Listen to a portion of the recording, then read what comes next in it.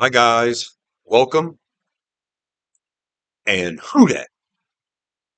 I'm Joe, and today I'm going to be previewing the Week 8 matchup that's going to see our beloved Bless You Boys in black and gold, the New Orleans Saints, travel to the West Coast to take on the Los Angeles Chargers.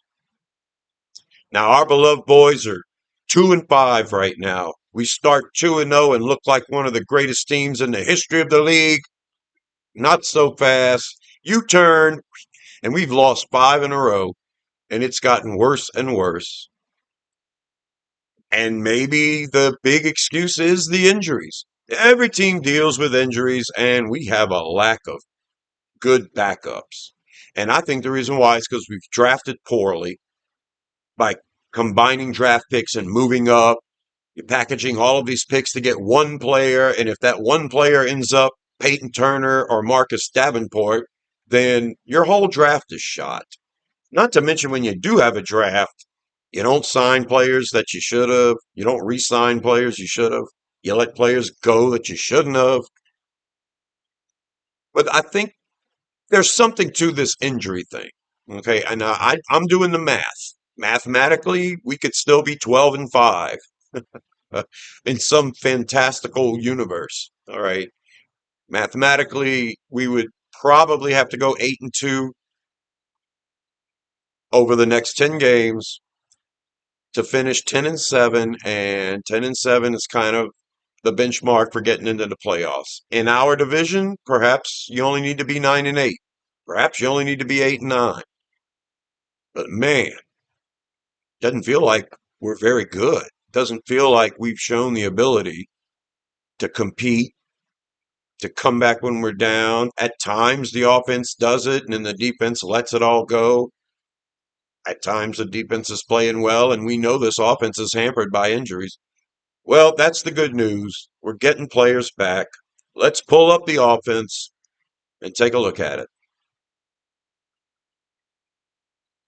So Rashid Shaheed is gone for the year. We have signed Marquez Valdez-Scantling, and he's going to be part of the mix now.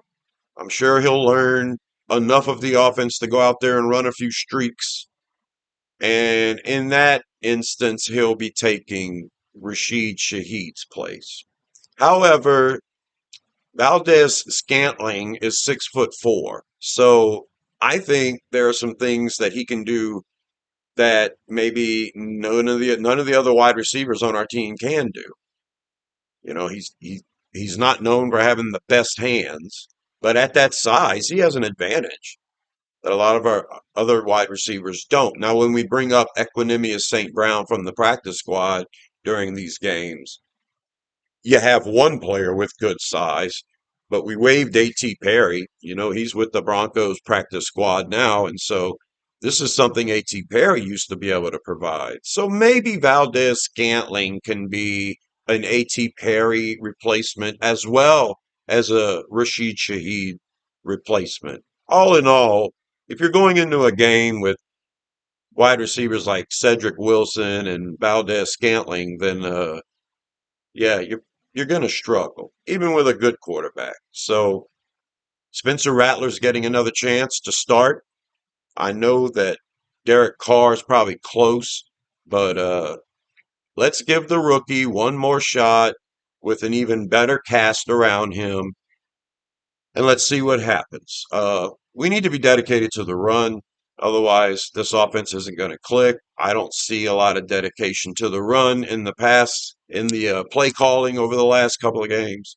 So, uh, Alvin Kamara got a new deal, 2-year extension, 12.25 million a year, and we're going to save millions of dollars next year because of the way we allocated the signing bonus, and we're going to spread it out over 2 years, additional years, and all that stuff. But anyway, Kendre Miller's finally healthy. I didn't think he looked that bad as far as carrying the ball last week. I did notice he didn't chip someone on the way out to a route. I don't know if he was supposed to on this play, but uh, the player that blitzed did sack Spencer Rattler. And I remember thinking at the time, you should have chipped that guy. You didn't even see him coming.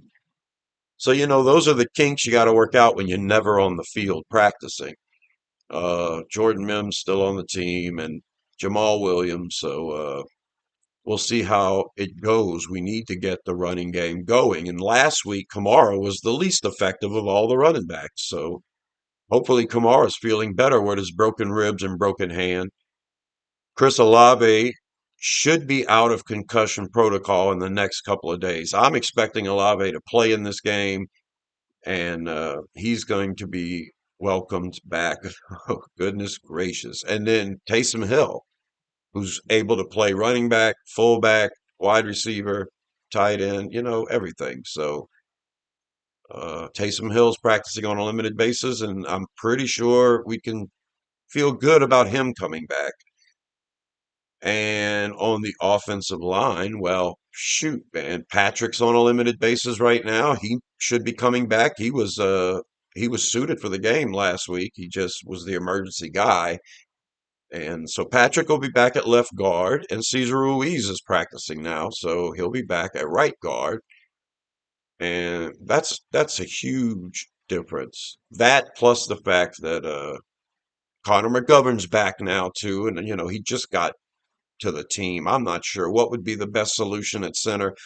I'm still positive that Kyle Hergo would make a great center if he would just, you know, study at center, and I think it would work. But as far as the practice squad goes, we've re-signed Sincere Haynesworth, the center from Tulane. After we let him go before the season started, he ended up on New England's practice squad, but only lasted there about a week. And we've got him back now, and that's because we're lacking at center, of course, and we just cut a guy from the practice squad that we signed just recently. That was an interior offensive lineman, but we're bringing Haynesworth back, so that guy's gone, and we re-signed on the practice squad Shemar Jean Charles at cornerback because we're having issues at cornerback. So let's go ahead and pull up the defense now. Paulson Adebo's gone for the year. Pete Werner's back at practice. Colin Saunders is back at practice. I'm hoping Demario Davis is a week healthier. I mean, he looked like a shell of himself last week. But DB's the concern. We've released Jonathan Abram from the practice squad. We did the standard elevation for Abram 3 times, and I think that's the limit. So the only way he could play on the team now would be to sign with the active roster. However, at the moment, we've released him from the practice squad and he has not been re-signed to the active roster. It's kind of interesting. We're going to need help at cornerback, and maybe we have somebody in mind that we're eyeing. Like I said, we put Shemar Jean Charles back on the practice squad. So, we've got Lattimore, who's a full participant, even though he hurt his hamstring. He is a full participant, so it was a minor thing, and he's back. So it's going to be Lattimore and Alontae Taylor on the outside in base formation.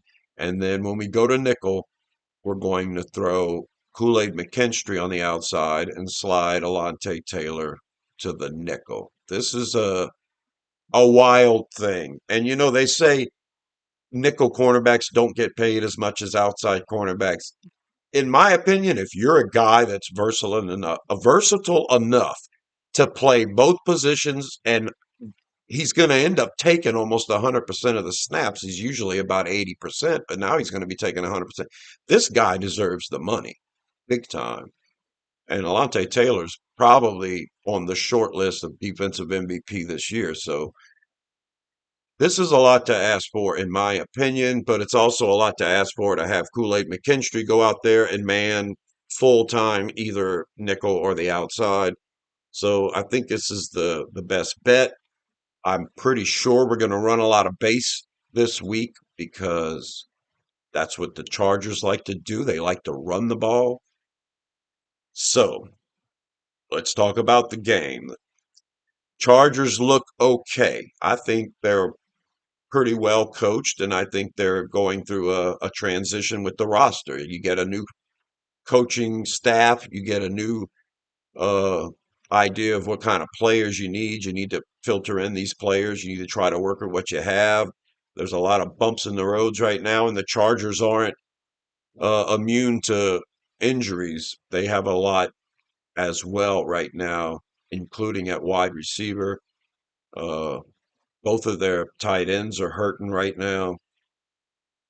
They do love to run the ball, and they're pretty good on defense, I think, as far as stopping the run and playing the pass. We'll see. I don't think you have to be that good on defense to slow down the Saints offense. However, we're getting all of these players back. And when we talk about these players coming back, we're talking about starters. We're talking about Taysom Hill, who's a jack of all trades and will start in multiple positions and probably be better than anyone else you put out there at the position. When Taysom Hill's playing running back, I'm excited. I love Alvin Kamara. But Taysom Hill's like that thunder to Kamara's lightning, and you know, I hope they both hold up. Both of our top two running backs having rib injuries is a concern. But anyway, Taysom is a bona fide starter. Lucas Patrick at left guard, Cesar Ruiz at right guard, Chris Olave at wide receiver. It's going to make this offense completely different with these players coming back. And then on defense, getting Pete Werner back is a huge deal. I like our young linebackers, but we've suffered against the run the last couple of weeks. Defensive line has looked pretty bad.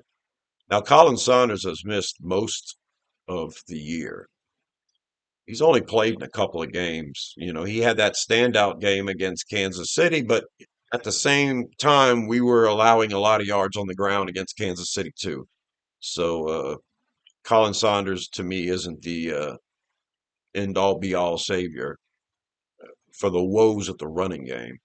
That's something we got to fix. I don't know how it's going to happen.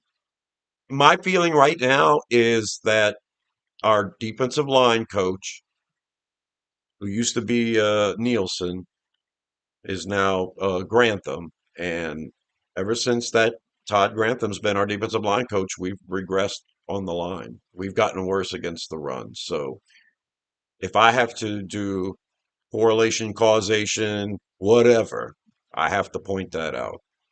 Maybe that's the change we need. Maybe we need another defensive line coach. But anyway, Dennis Allen's defense, at times it looks brilliant. It's stood the test of time. It's been very effective for, you know, over a decade, and for the Saints over the last 8 years, 7, 8 years. So, uh, has it lost its luster? I don't know. But stopping the run is something this team can't do. And we're giving up big chunk plays in the passing game now. Yeah, everything's predicated on running the football and stopping the run. That's what the Chargers like to do, and that's what their plan's going to be against the Saints. And with all of these additions, I'm expecting a better version of our rookie quarterback, Spencer Rattler, and this offense should be able to move a little bit better than before. But when it's all said and done, I don't think it's going to be enough. I don't think the Chargers are great, but I'm going to go ahead and pick the Chargers to win this one.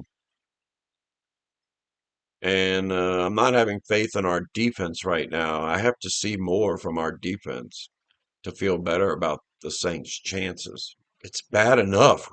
We have a rookie quarterback and all of these injuries and stuff, and trying to figure out a new system and everything else, and working pieces in and out. And it's just difficult for this offense. But then on top of that, the defense is playing like they're old and tired and done, not motivated, trying not to get hurt, you know, making business decisions, uh, knowing that their careers are over with. So, yeah, that's what it feels like to me. I don't see much spunk coming from a unit that doesn't have any, anything to get them going. man, Dennis Allen is just not a motivational guy to me. So maybe the players are just tired. So I'm going to say San Diego, Los Angeles. I'm old. Los Angeles 23 and the Saints 16. We'll make it close. 23-16. Hopefully the Saints can figure out a way to win this game. It would be very important. Tampa Bay's playing Atlanta this week. Both of them right now are 4-3. So somebody between Atlanta and Tampa Bay will likely be 4-4 after this weekend. And if we win, we can be 3-5. And if we're 3-5 and the number two team is 4-4 and we still play them one more time, then there's that chance. There's that chance we can get back into this thing. But it's going to take some convincing. The team's going to have to play good to convince this fan base that they're worth cheering for, especially knowing what we know about the coaching staff. We feel this about the coaching staff that until we make this change, it's just going to be blah. When the defense isn't motivated to play anymore, what's the point of keeping Dennis Allen at all? That's the way I look at it. I say we keep him for the rest of the year, let it crash and burn, and then we just cut clean when all of it's said and done, and there's no more beyond the results. It'll be the result. We'll be out of the playoffs. We'll be mediocre at best, and we'll have to do some house cleaning. But if they turn it around, especially if they look anything similar to the first two games of the year, then you'll have done something. Maybe you'll even earn the respect of the fans. I'm Joe. Subscribe to Rosenfield 10 for more videos about the Saints, and I'm going to be doing a review and reaction to the game. That video will probably come out on Tuesday morning, maybe Sunday night. Until the next one, I'll talk to you later. Who dat?